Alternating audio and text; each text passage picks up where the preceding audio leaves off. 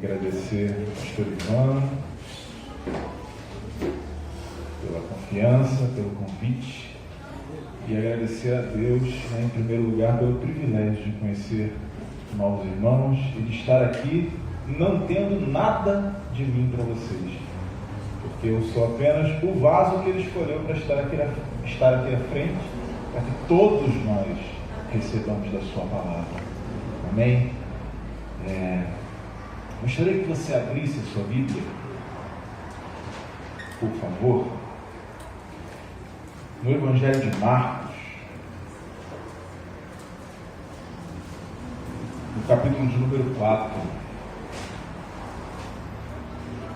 Tenho certeza, a maioria de nós aqui já leu muitas vezes esse texto, já conhece esse texto, mas temos do Senhor hoje algo específico em relação a Ele.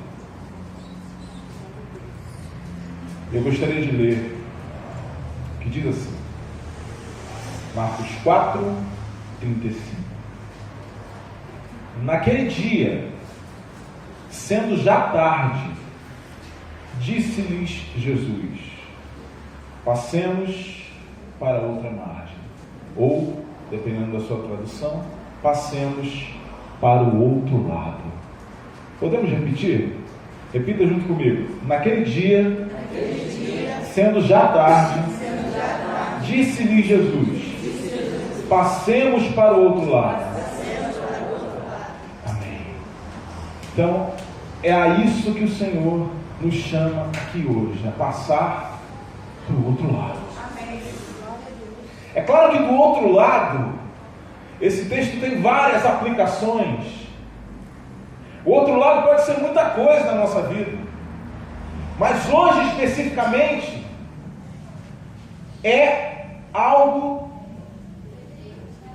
que muitas vezes, ou na maioria das vezes, nos impede de fazer ou de sentir exatamente o que cantamos aqui.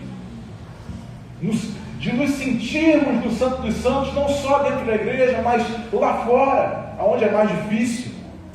Nos sentirmos tão cheios da presença de Deus, que a luz de Jesus em nós ilumina o que está à nossa volta, causando raiva, perseguição ou conversão, porque ninguém é indiferente ao Evangelho.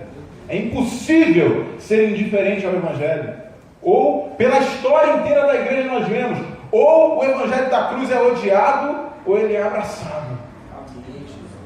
A indiferença é um tipo de ódio ao Evangelho, porque é deixar o que Jesus fez por nós com sua maravilhosa graça em segundo plano. Bom, aqui, o Evangelho de Marcos, ele é o Evangelho de base, o Evangelho sinóptico de base, ou seja, ele é o Evangelho que foi utilizado, muito provavelmente, tanto por Lucas quanto por Mateus, para elaborarem os seus evangelhos. Então, copiaram Marcos? Não. Marcos era um escrito mais antigo, provavelmente vindo das narrativas de Pedro, por Marcos ser discípulo de Pedro. Então, eles usaram o Evangelho de Marcos para construir os seus evangelhos, colocando as suas particularidades. Então, Marcos é um evangelho muito direto, ele é muito claro, muito direto, vai direto ao ponto, não tem muito detalhe, ao contrário de Lucas, que fez uma pesquisa, entrevistou um monte de gente e nos dá alguns detalhes específicos. Até a única citação da infância de Jesus está lá em Lucas, que ele fala sobre a conversa dele com os sacerdotes, com os líderes, os rabinos no templo. E aqui, o que está acontecendo é o seguinte: Jesus, pouco tempo antes disso aqui acontecer, escolheu os seus apóstolos. E antes disso acontecer, um parêntese, Jesus. Quem é Jesus? Pode dizer o que ele é para você. Quem é Jesus? Estão com medo de dizer? Quem é Jesus? É o Filho de Deus? É o meu Salvador? É Deus? É o Rei dos Reis? É o Senhor dos Senhores? Cada um podia dizer uma coisa, porque Ele é tudo. Ele é o Senhor. Amém? Então Jesus foi se retirar e orar a noite inteira para escolher os seus apóstolos. E como um parêntese, muitas vezes nós achamos que podemos viver a nossa vida sem orar. Então que guardemos isso no coração, não tem a ver com a mensagem, mas é pertinente. Então ele escolhe os apóstolos. E com os acontecimentos se desencadeando, em determinado momento, no capítulo 4, verso 1, ele vai à beira do mar. E ele começa a ensinar as pessoas contando histórias, que é o que eu também costumo fazer, né? Quando escrevi a Aniquilação, contei histórias. Contei uma história para trazer uma mensagem. Quando escrevi dentro da Igreja Longe de Deus, cada capítulo tem uma história. E Jesus fazia isso magistralmente. É o que nós chamamos de parábolas. E ele contou diversas histórias. Ele ficava à beira-mar, de modo que ele entrava num barco, e isso não era à toa. O entrar no barco não era só para ficar longe da multidão, era porque era mais fácil de todos ouvirem. Ele ficava na direção do vento, que geralmente vem do mar, então as pessoas se posicionavam no lugar para onde o vento estava, e ele falava e as pessoas conseguiam ouvir melhor. E ele começa a contar parábolas. Ele conta uma parábola, que é a parábola do semeador. Eis que um semeador saiu a semear. E essa parábola fala de quê? De atitude, do semeador que saiu e que semeou. E dos resultados diversos e distintos que saem, que brotam dessa semeadura. E depois, em particular, aos discípulos, ele explica essa parábola, essa história que ele contou. Mas ele não para por aí. Ele conta outra parábola, que é a parábola da candeia. E aí ele diz, eu vou ler aqui, essa especificamente no verso 21. Também lhes disse, vem porventura a candeia para ser posta debaixo do alqueire, ou da cama? Ou alguém acende uma lanterna, uma luz para escondê-la? Qual é o sentido disso, não é? Não vem antes para ser colocada no velador? Pois nada está oculto senão para ser manifesto, e nada está escondido senão para ser revelado. Se alguém tem ouvidos para ouvir, ouça. Então lhes disse, atentai no que ouvis, com a medida com que tiverdes medido, vos medirão também. E ainda se vos acrescentará, porque ao que tem se lhe dará, e ao que não tem, até o que tem lhe será tirado. Então essas candeias essa candeia está claramente ligada à vida deles, que não pode ser escondido, e ainda que se tente esconder, um dia será revelado. E nós vamos entender o que tem a ver com tudo isso daqui a pouco. Depois ele vai para a parábola da semente. O reino de Deus é semelhante a uma semente que você planta, e de repente no final ela frutifica. Então o semeador sai a semear, e a semeadura dele tem um resultado. Depois, a candeia, que somos nós, nessa representação, ele disse, vós sois a luz do mundo. E a luz que nós refletimos não é a nossa própria luz, mas é a luz dele. Nós somos como espelho, como diz Paulo, que reflete a glória de Deus aos que estão perto de nós. Então, você está percebendo a coerência? Trabalho, fazer diferença, não estar no mundo como um seguidor de Cristo apenas de passagem, mas alguém que está fazendo diferença. E a parábola da semente fala do fruto. Aquela figueira que ele amaldiçoou, e que ele disse, nunca mais haja fruto em ti. Ela estava fora do tempo de figos, é verdade, mas como ela tinha folhas, dizem os botânicos que ela deveria ter figos, que é o chamado fruto fora de época. Então, se ela não tivesse figos, ela não deveria ter folhas. Então, como tinha folhas, deveria ter figos. Muitas vezes a nossa vida é assim. Temos muitas folhas, temos muita coisa que se olha de fora e se enxerga em nós algo que se possa exemplificar de que somos verdadeiros servos de Deus ou que estamos fazendo diferença, mas na verdade os frutos não aparecem. Então os frutos são importantes. Semeador semeia semente. tem a ver com semente, porque a parábola é da semente. A candeia tem a ver com a nossa vida. E depois vem a parábola do grão de mostarda.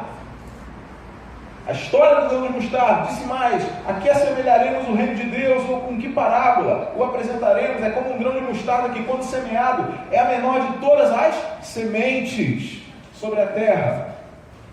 Mas uma vez semeada, cresce e se torna maior que todas as hortaliças, e deita grandes ramos, a ponto de as aves do céu poderem aninhar-se sob sua sombra. E aí, depois de contar tudo isso, ele chama os seus discípulos. Já ao cair da tarde, eu gostaria que você prestasse atenção especialmente nesse ponto. Nós estamos na Palestina do século I. Nós não estamos no Rio de Janeiro, não estamos aqui na praia de Piratininga, de Itaipu, tem iluminação ali na rua. Nós estamos num lugar que não tem luz elétrica. Estamos em uma cidade pequena. Estamos num lugar que o cair do sol, o cair da tarde, significa escuridão e iluminação apenas por candeias ou por tochas. Então Jesus chega aos seus discípulos, depois de ter o dia inteiro ensinado, e pelos outros evangelhos a gente vê que aconteceu mais coisa aqui, além disso aqui, nesse dia.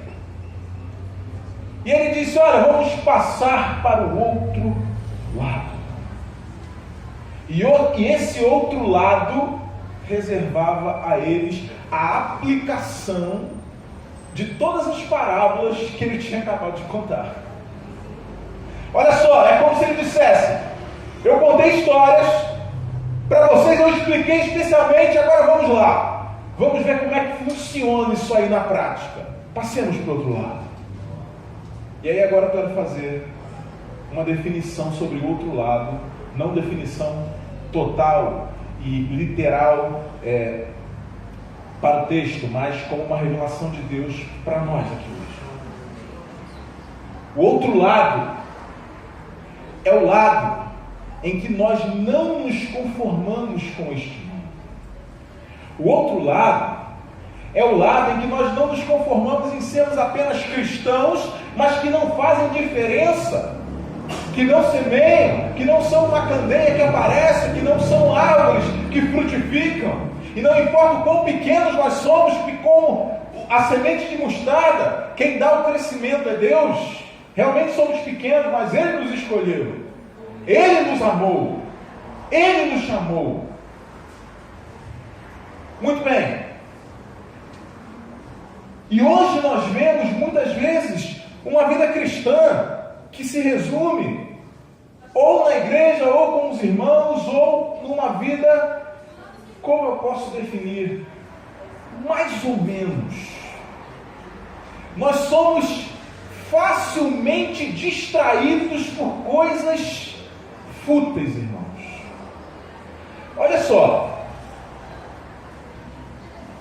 quantos de nós aqui já não nos pegamos no final de um dia, imaginando: eu não meditei nas Escrituras, eu não orei, eu não adorei o Senhor, e aí, o que eu fiz nesse dia? E veja bem, um parêntese bem grande aqui, que eu não vou dizer que nada disso aqui por si só é pecado, tá? Agora, o problema é quando a gente fica embriagado de entretenimento fútil que o mundo nos oferece e deixa o mais precioso. Porque eu pergunto uma coisa para vocês: o que é mais precioso do que a glória de Deus?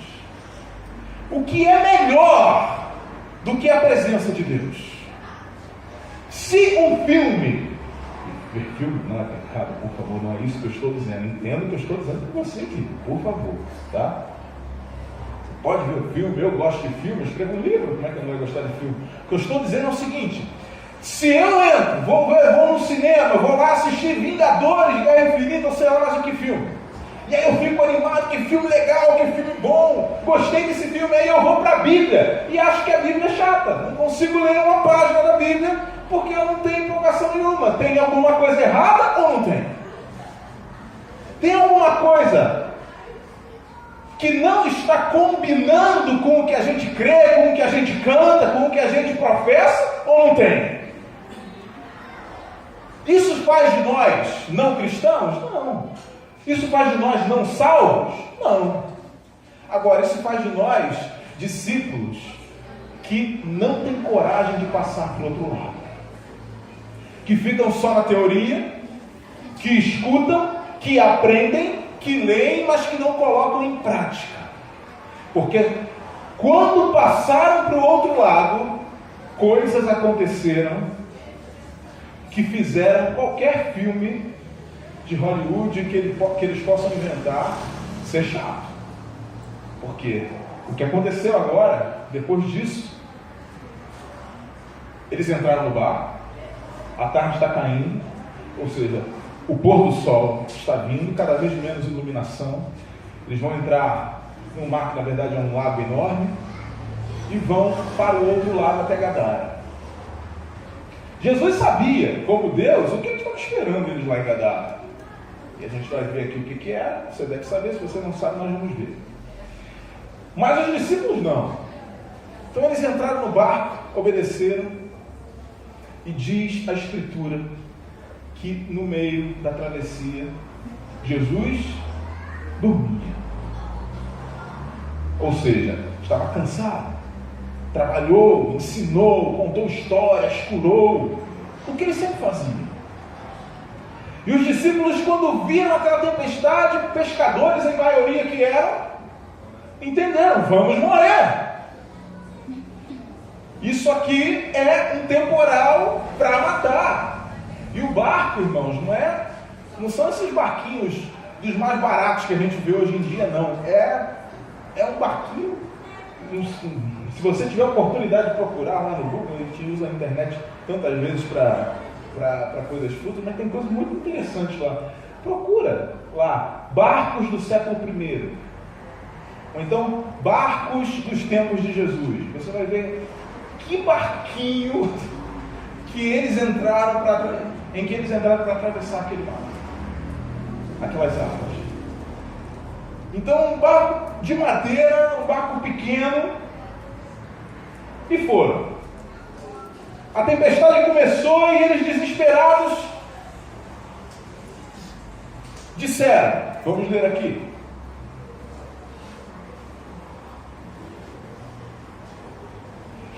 Mestre, no verso 38, não te importa que pereçamos?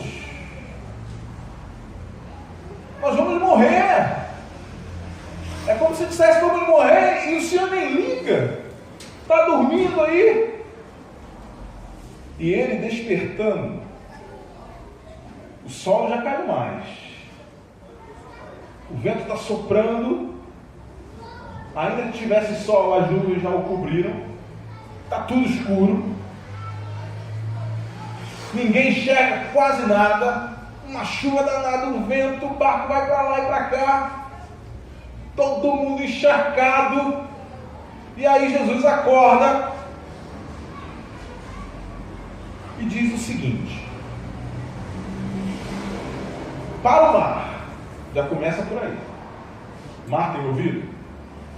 Tem? Não tem. Mas para Jesus ele tem. Disse ao mar: acalma-te, emudece. E o vento se aquietou e fez-se grande bonança. Meus irmãos, as parábolas dizem o que é. O entrar no barco, obedecer e passar para o outro lado faz enxergarmos na prática a presença de Cristo em nossa vida.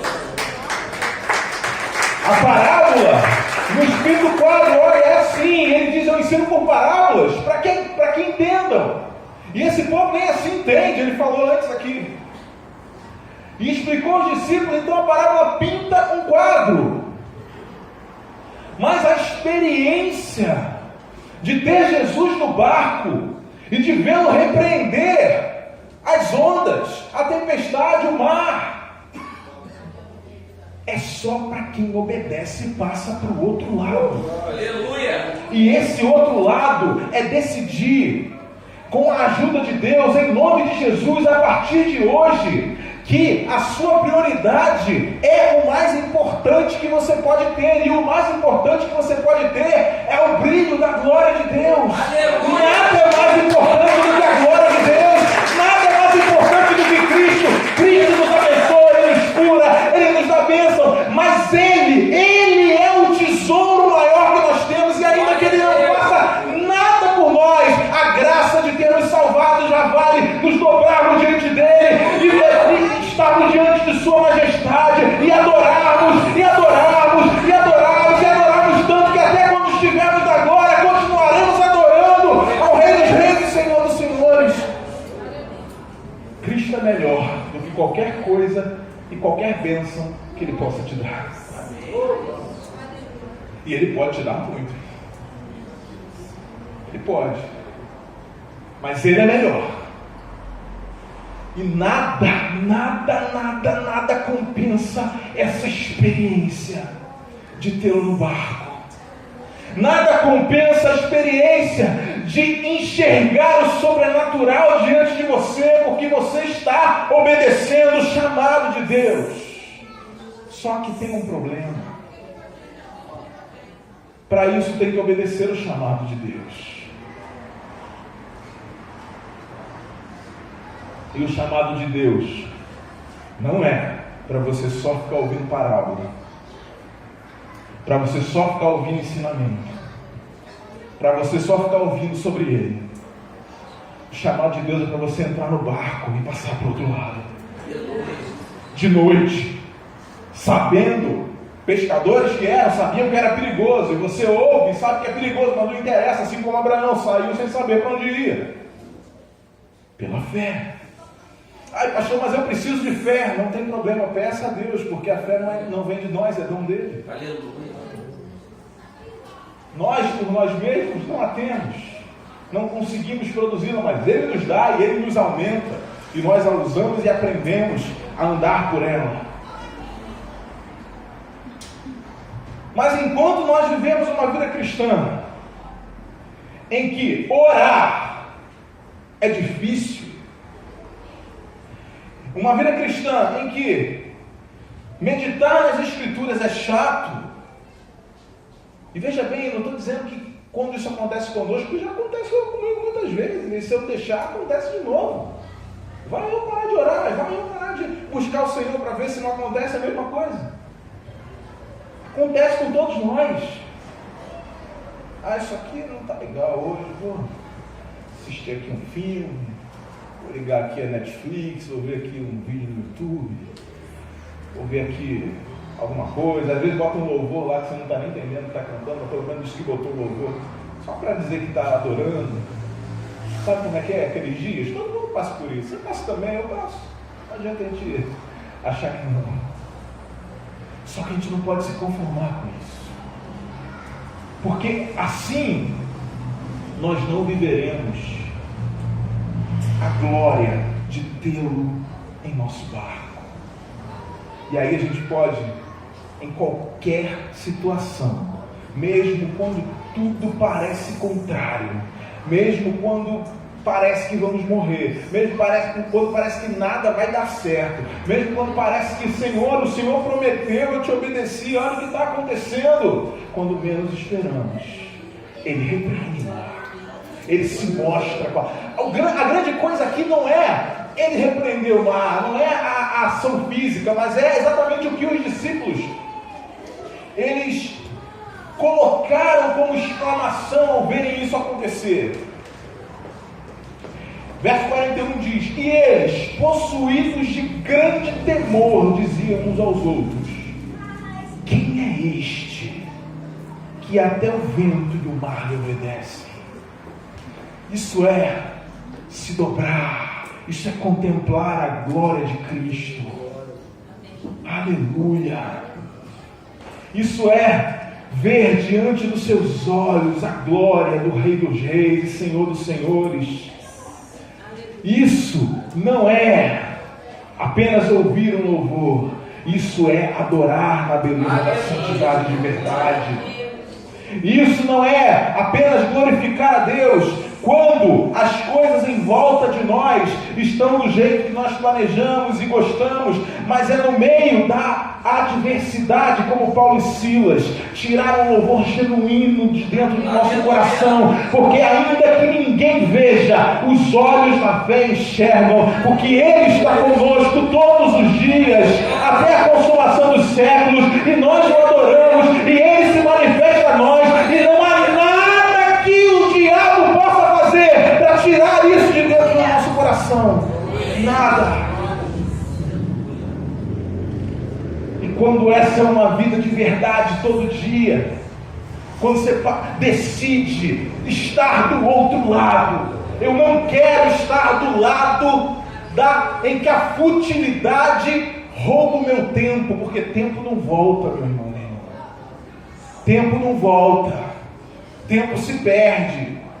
Enquanto a vida é esperança, mas muita coisa a gente perde, porque nós deixamos, vou repetir por favor, quando eu digo futilidade de entretenimento, não estou dizendo que é pecado, só estou dizendo que quando a gente se embriaga disso, isso aí nos deixa animados, alegres, felizes, e a oração não aguenta 10 minutos que já está lá, né? Tem alguma coisa errada. A gente está só nas histórias, a gente está lendo o quadro, a gente não foi para o outro lado, a gente está olhando de repente o mar. Eu não sei para o que Deus te chamou, eu não sei qual é o seu chamado, eu só sei de uma coisa: é difícil aceitar esse chamado. Eu não sei para o que Deus tem te vocacionado, mas eu sei de uma coisa: não é fácil você aceitar essa vocação e crer que Deus te dará a capacitação para fazer isso, mas você tem que fazer, e tem que fazer pela fé. Mas eu não sinto nada, pastor, mas eu não consigo, não interessa. Deus deu a palavra, é o que basta. A palavra de Deus permanece eternamente. Aleluia! Aleluia! Só que isso, o contemplado agora nos prepara para colocar em prática as palavras. Quando nós, de verdade, sozinhos em casa, fechamos a porta e conseguimos contemplar a beleza de Cristo. Senhor, Tu és melhor do que tudo. Qualquer coisa que o Senhor possa me dar não vai te substituir. Senhor, eu te adoro com o meu coração, em espírito e em verdade. Deus, eu vivo para Ti. Senhor, revela-me mais da Tua glória, deixa eu conhecer mais de Jesus. Quando isso acontece, aí o que aconteceu do outro lado do mar acontece também. Eu vou me permitir ler para você aqui a versão de Eugene Peterson, a tradução da Bíblia, a mensagem do que aconteceu depois, quando eles chegaram do outro lado, em Gadara. Lá no versículo do capítulo 5. Eles chegaram ao outro lado do mar, na terra dos Gerazenos, ou de Gadarenos. Assim que Jesus saiu do barco, lembra que estava no cair da tarde quando ele saiu, lembra, né? Caiu uma chuva danada, havia uma travessia ali de 30, 40 minutos no mínimo, no meio da chuva, um pouco mais. Então eles chegam lá, já com a noite praticamente instalada. Então esses homens, junto com Jesus, chegaram na cidade e, por alguma coincidência, ou não, o cemitério ficava ali perto de onde eles atracaram. E aí de noite, uma cena perfeita de filme de terror se desenha diante dele, porque sai um louco endemoniado, olha só, saiu do cemitério, um louco, vítima de demônios, saiu do cemitério e correu para ele. Você imagina se você está no lugar de um discípulo desse aí? A situação é lendo daqui pode ser muito fácil. É igual, né, eu escrevi os personagens, as coisas acontecendo em aniquilação. É uma correria danada, mas quando a gente pensa em estar na história é complicado. Só que para eles não foi tanto assim, sabe por quê? Porque Jesus revelou a sua glória a eles antes, aqui no barco, na tempestade. É claro que essa tempestade também significa as coisas que se levantam para te impedir de cumprir seu chamado. Mas esse não é o meu foco aqui hoje. O meu foco aqui hoje, o que Deus colocou no meu coração é para te dizer que quando você tem experiências com Deus, e quando você contempla a glória de Cristo e entende o tamanho dela, ou melhor, entende que você não vai entender o tamanho dela, e quanto mais você conhece, maior ele é, e mais tem para conhecer, isso te capacita a não temer as adversidades, as situações mais absurdas e piores que apareçam na sua frente. Esse homem saiu endemoniado e foi ao encontro deles. O homem vivia no meio das sepulturas, ninguém conseguia prendê-lo, era impossível acorrentá-lo ou amarrá-lo.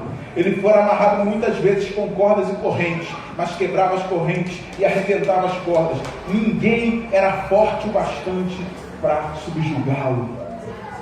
Talvez Deus tenha te chamado para fazer algo que ninguém fez, que ninguém conseguiu fazer, que ninguém tem força para fazer. Você não conhece ninguém que tenha feito. Mas se você teve a experiência de contemplar Cristo na sua vida diária, lá no barco, na travessia, e quando você disse, sim Senhor, eis-me aqui, envia-me a mim. Então, não interessa se ninguém pôde, não interessa se ninguém fez, não interessa se dá medo, não interessa se te deixa nervoso. A palavra de Deus está com você. Você tem uma ordem de Deus. E, digamos de passagem aqui, o que de pior pode acontecer a alguém, como aconteceu a muitos irmãos nossos no passado e acontece até hoje, que obedecem à ordem de Deus? O que o diabo pode fazer? Matar o meu corpo mortal? Ele faz a minha alegria chegar mais rápido. É a única coisa que ele pode fazer, porque eu estarei com Cristo na mesma hora. Agora, quando isso incomoda você, é porque talvez você não tenha entendido bem o que é a glória de Cristo. É como disse Paulo, não que eu queira morrer, mas eu quero estar com Cristo. Então ninguém tem que procurar morrer, não é isso que eu estou dizendo. Só estou dizendo que é a vida que pode me tirar, esse é o máximo. Ninguém tira, porque Cristo já me deu. Continuando. Noite e dia vagava entre as tumbas e pelas colinas, gritando e cortando o próprio corpo com pedras pontiagudas. Quando ele viu Jesus, correu na direção dele e curvou-se reverentemente. E aqui tem aquele embate, né? Jesus manda sair, ele diz que é legião, porque tem muitos. E depois o homem se apresenta são, e os moradores, e tem aquela cena dos porcos, que dá outra questão, mas aqui a gente não vai ter tempo de falar sobre isso. Então os moradores de Gadara ficam apavorados, os criadores de porcos certamente também alvoroçados, que tiveram um prejuízo danado lá com os porcos que caíram, que não tinha nada que criar porcos também, porque não podia lá, enfim, é outro assunto que eu não vou entrar aqui hoje. O pastor certamente já deve ter explicado a vocês, e qualquer dia ele explica. Então, pediram para Jesus sair de lá.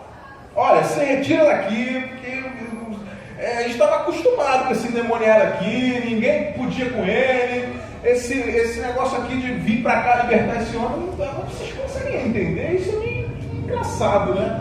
É meio engraçado não, vamos dizer assim, é meio curioso. Ao invés de ficarem felizes, eles não querem. Tem lá os criadores de porcos, mas nunca me convenceu que foi só os criadores de porcos que fizeram isso. Sabe o que é isso, irmãos?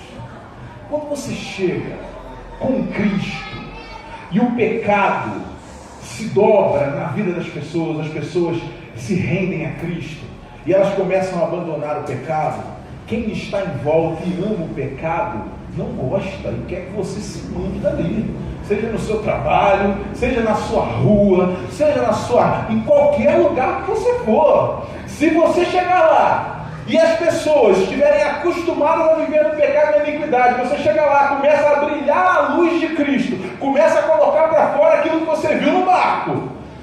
O pecado começa a ser derrotado na vida das pessoas, o diabo tem que sair, e aí as pessoas começam, olha, aquele era meu companheiro, agora virou crente. Esse aqui ia fazer aquilo comigo, agora virou de igreja, e os apelidos que eles botam aí, que a gente não está preocupado com isso. Agora virou fanático. Não quero saber dos apelidos. Fanático é o quê? Andar conforme as Escrituras e amar a Deus sobre todas as coisas. Então eu sou. Se é outra coisa, eu não sei. Então, depois que isso acontece, Jesus atende o pedido deles. Não quer, eu vou embora. Só que antes ele deixa lá um missionário, o próprio Gadareno. O que era endemoniado pediu, olha, eu quero ir com o Senhor, eu quero te seguir. Ele falou, não, fica por aqui, já que eles não me quiseram aqui, mas você vai ficar aqui. E a Escritura diz que ele saiu por Decápolis, que na verdade era um conjunto de 10 cidades daquela região, anunciando e testemunhando o que Deus fez por ele. Sabe o que é isso? Fruto. Lembra da parábola lá? Foi plantado, naquele homem caiu em terra fértil. Então o grão de mostarda, ninguém dá nada por um grão de mostarda. Ninguém dá o quê? O profeta de Nazaré está vindo aí, ele vai conversar. Aquele ali pode até ser aquela prostituta, Agora, o maluco do cemitério, aquele ali, esquece aquele. Pois foi exatamente aquele, é o grão de mostarda, porque ninguém dá nada por ele, ele cresce e gera fruto. Isso aqui é a aplicação prática do que ele acabou de ensinar antes. E se você ficar só na parte teórica, você não vai conseguir viver o outro lado de uma experiência viva com Deus todos os dias, na sua casa, na igreja, no seu trabalho, com a sua família, com os seus irmãos, seja onde for e quando for. Qual a última vez que você ansiou em chegar em casa para orar? Não responde não, medite. Eu anseio chegar em casa, não como lá em outros lugares, mas às vezes tem aquele lugar, o meu lugar, agora está meio frio, então na rede lá fora fica um pouco frio, mas aí eu fico ali numa cadeirinha ali, fora, ou então no sofá. Não costumo, o entrar no teu quarto, fechar a porta é uma referência a ninguém precisa ver o que você está fazendo, não é uma regra, tem que entrar e fechar a porta. E eu fico lá quietinho, e muitas vezes eu anseio por aquele momento. Qual a última vez que você ansiou para o seu momento com Deus? Você sabia que Ele, sendo o Criador de todas as coisas, o Rei Supremo, o Deus Altíssimo, Ele anseia por esse momento com você? E fazer isso é estar do outro lado, é estar no barco, porque no barco, atendendo ao chamado, vendo a glória de Deus, contemplando a face de Deus em Cristo e adorando, nós nos preparamos para colocar o chamado em prática.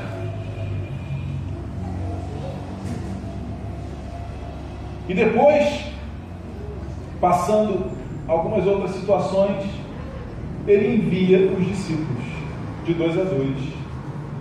Sabe aquele texto famoso? Eu dou autoridade a vocês sobre serpentes e escorpiões, autoridades sobre os espíritos imundos, vão lá e no meu nome façam. Pois é, depois de tudo isso aí. Só que muitas vezes a gente quer pular tudo lá, pula o mar, pula o Gadareno, pula esse negócio de tempestade aí, que isso aí é muito complicado. É melhor eu já chegar aqui e pisar nos escorpiões de uma vez. Mas não é assim que funciona, meu irmão. Não é assim. Você pode até pisar nas serpentes e escorpiões na sua vida. Porque se Cristo lhe salvou, o diabo não tem autoridade sobre você. Agora, atender a sua vocação, atender o seu chamado e ser luz de Deus na vida dos outros, tem que passar pelo mar, tem que passar para o outro lado, tem que ter experiência no barco com Cristo. Porque assim, e só assim, você jamais desistirá. Porque a sua motivação não vai estar no pastor que prega, a sua motivação não vai estar na música que toca, ainda que o pastor fale dele, assim como eu estou falando dele, mas eu não sou ele. E jamais serei parecido com ele. Aliás, serei semelhante a ele quando todos nós formos estar junto com ele. Mas não aqui nessa terra. Então a sua motivação não vai estar no pastor que prega, na música que diz alguma coisa. A sua motivação vai estar nele. E se a tua motivação está nele, nada te para, meu irmão. Amém. Não importa as dificuldades que apareçam, eu não sei qual é o desafio que esta congregação, que essa igreja tem aqui. Eu não sei qual foi a palavra de que Deus liberou sobre a sua vida. Eu não sei o que foi que Deus lhe chamou para fazer. Ou talvez Deus tenha te chamado e você nem nunca falou para ninguém ouvir e não ficar, olha, vamos lá, vamos fazer. Mas eu só sei de uma coisa: o corpo de Cristo está aqui.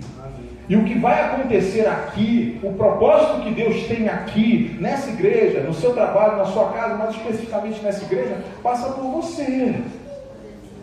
Você não pode deixar isso passar, porque a sua vida não pode ser uma candeia escondida debaixo da cama. Aleluia.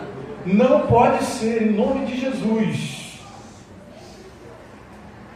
E aí eles foram, curaram os enfermos, expulsaram os demônios, e daí continua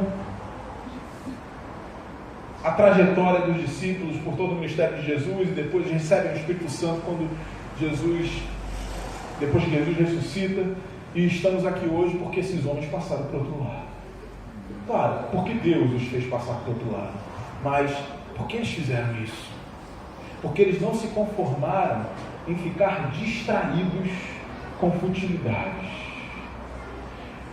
O mundo, o diabo, é muito esperto. Se a gente acha que ele é burro, cuidado. Ele é muito esperto, muito mais inteligente, mentalmente falando, que qualquer um de nós aqui.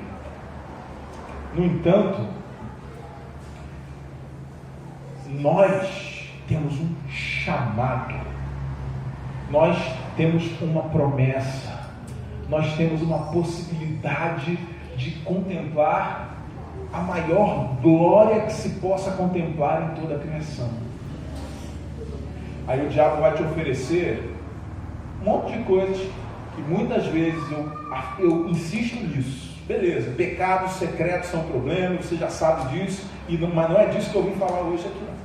Eu vim falar hoje aqui sobre coisas que em si não são pecado, mas são uma armadilha para você, que te prendem do lado de cá, que te fazem ficar perdendo tempo do lado de cá e não viver uma vida no sobrenatural do outro lado.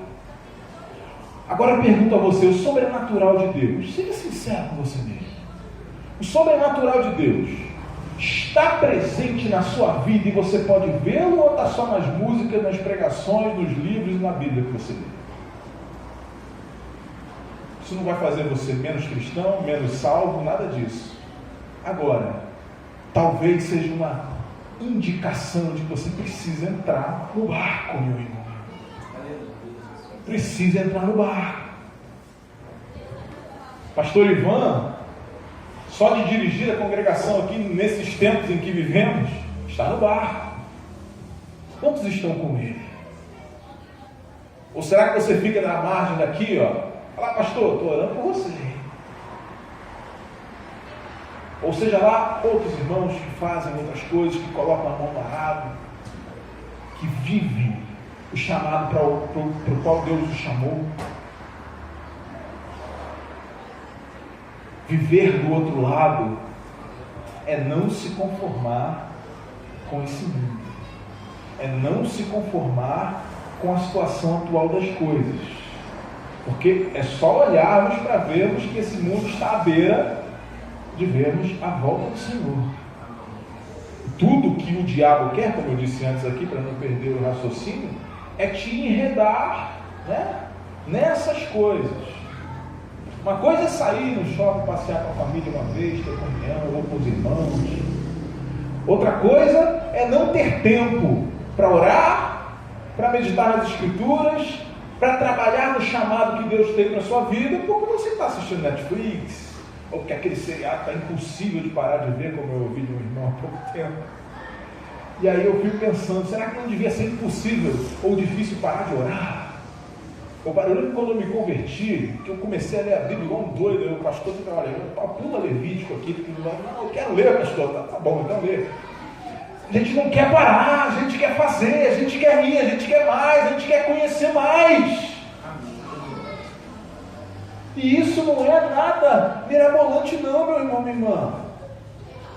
Aquele irmão ali, ele é consagrado. Deus deu uma unção especial para ele, porque ele é muito espiritual. E aí, muitas vezes a gente acha que isso é uma coisa especial que só ele pode ter. Ele pode ter um dom que você não tem. Agora, ser mais espiritual que você, só se você não quiser ser tão espiritual quanto ele ou mais. Porque está diante de todos nós. O barco está aqui, diante de você. Está de noite, está chovendo ou vai chover, é perigoso, você não sabe o que vai encontrar do outro lado, e Jesus ainda vai dormindo, ou seja, você não consegue nem conversar com ele durante a travessia. Aqueles momentos em que você faz o que Deus mandou e dá a tremedeira, você olha para o lado e não ouve uma palavra, não enxerga uma saída, nem nada. E você tem que crer. Ele estava dormindo. Essa vida do outro lado, essa vida louca, entre aspas, é a loucura do Evangelho da Cruz. É loucura para os que se perdem. Mas para nós que somos salvos, é o quê? É o poder de Deus. Aleluia. É viver no poder de Deus. É andar no poder de Deus. É entender que este mundo caminha para a perdição. Amados, se você andar acreditando no que a grande mídia diz, se você andar acreditando no que as pessoas nessa verdadeira nova Sodoma e Gomorra, que o mundo todo está se transformando, não é nem uma cidade, se você se conformar nessas coisas, é muito fácil ser enredado por elas, ou ser enredado por elas, e só vivendo no sobrenatural, do outro lado, você conseguirá se opor a isso. E aí eu não vou enganar você. Muitos irmãos, dizem para mim, às vezes procuram pedindo aconselhamento, dizem, pastor, o diabo está furioso comigo. E aí eu vou conversar e perguntar por que o diabo está furioso. Deve estar causando, deve estar brilhando a luz de Cristo para todo lado. A pessoa, não, é porque aqui eu não faço, eu não vou. Ou seja, ele diz que não está fazendo as coisas, não ora, não busca Deus, não vai à igreja, não faz as coisas, porque o diabo está furioso com você. Na verdade, o diabo não está nem aí.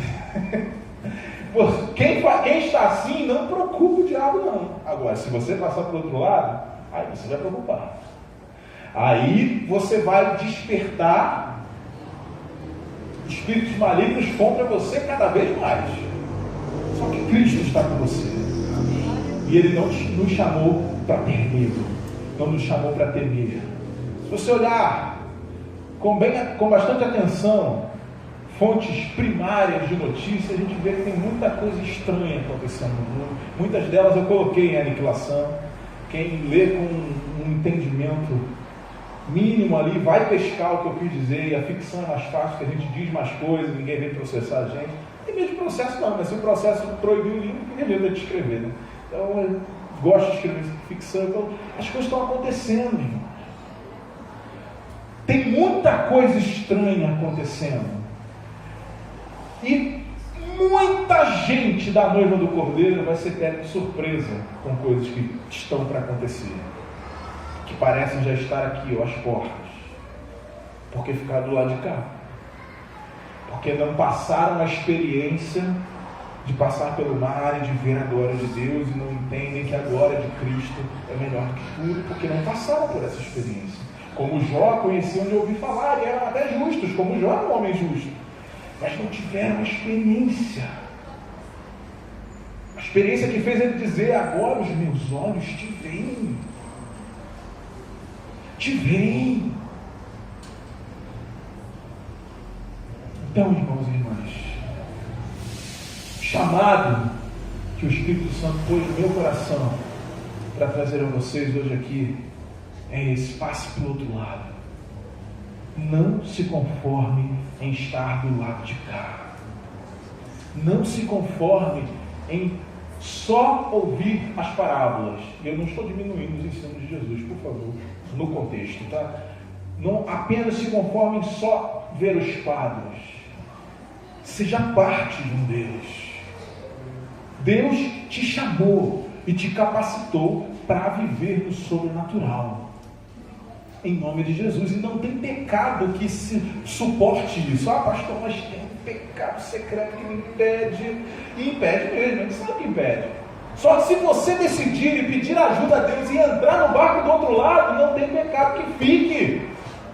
Porque você vai estar perto de Jesus, andando com Jesus. E quanto mais você anda com Ele, mais parecido com Ele você fica. Só que tem que decidir, tem que entrar no barco. Não pode ficar desse lado pensando que vai ficar aqui, que o lado do outro lado é complicado, e etc, e etc. É preciso fazer.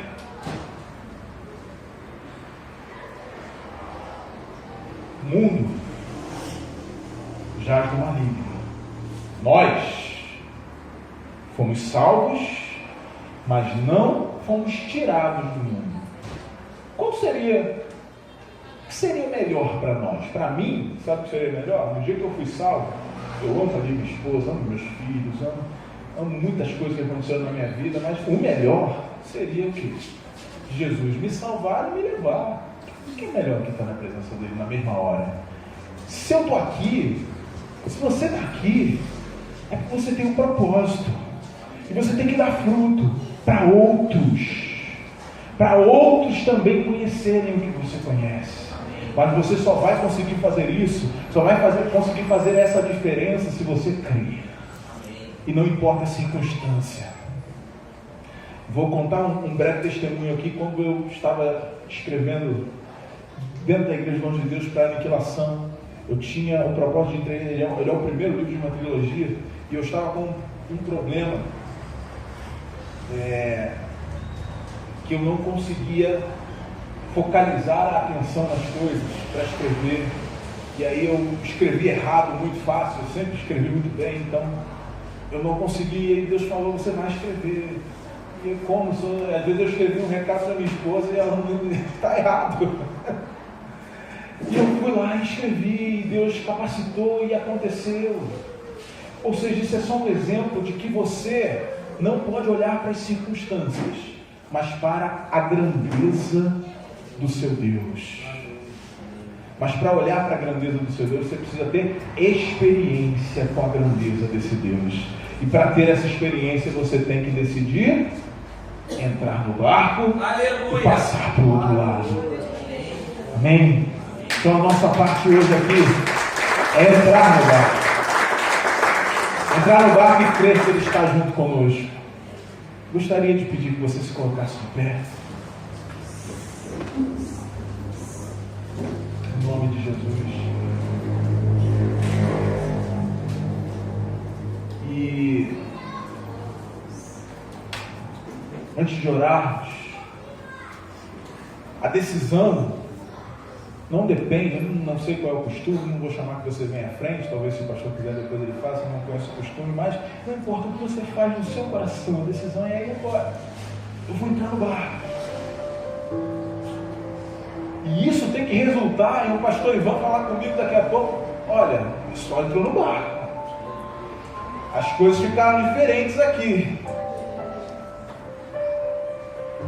Os arados não estão mais encostados na parede. Está faltando arado. Entra nesse barco. Decide viver o sobrenatural do outro lado. E enquanto estivermos nesse barco, enquanto você estiver nele, Deus vai te dar a capacitação para que você veja a glória.